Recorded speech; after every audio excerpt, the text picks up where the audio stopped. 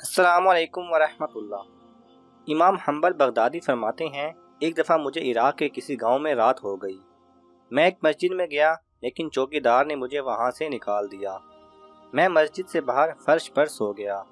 چوکی دار نے مجھے پاؤں سے پکڑا اور گھسیٹ کر مسجد سے دور کر دیا۔ ایک خدا ترس آدمی آیا اور وہ مجھے اپنے گھر لے گیا۔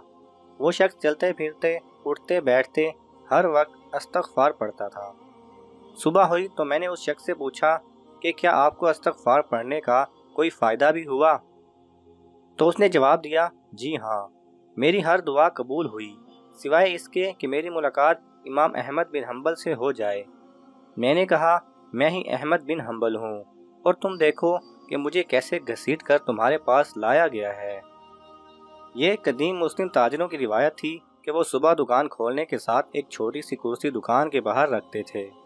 جو ہی پہلا گاہک آتا، دکاندار کرسی اس جگہ سے اٹھاتا اور دکان کے اندر رکھ دیتا تھا۔ لیکن جب دوسرا گاہک آتا، دکاندار اپنی دکان سے باہر نکل کر بازار پر ایک نظر ڈالتا۔ جس دکان کے باہر کرسی پڑی ہوتی، وہ گاہک سے کہتا کہ تمہاری ضرورت کی چیز اس دکان سے ملے گی، میں صبح کا آغاز کر چکا ہوں۔ کرسی کا دکان کے باہر رکھنا اس بات کی نشانی ہوتی تھی کہ ابھی تک اس دکاندار نے آغاز نہیں کیا ہے۔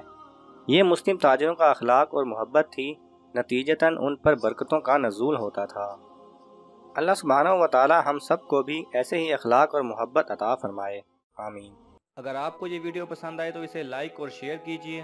کسی بھی قسم کے سوال اور اظہار رائے کی خاطر کومنٹس کیجئے اور مزید ایسے دلچسپ ویڈیوز دیکھنے کے لیے ہمارے چینل کو سبسکرائب کریں اور ساتھ میں بنے بیل آئیکن پہ لازمی کلک کریں۔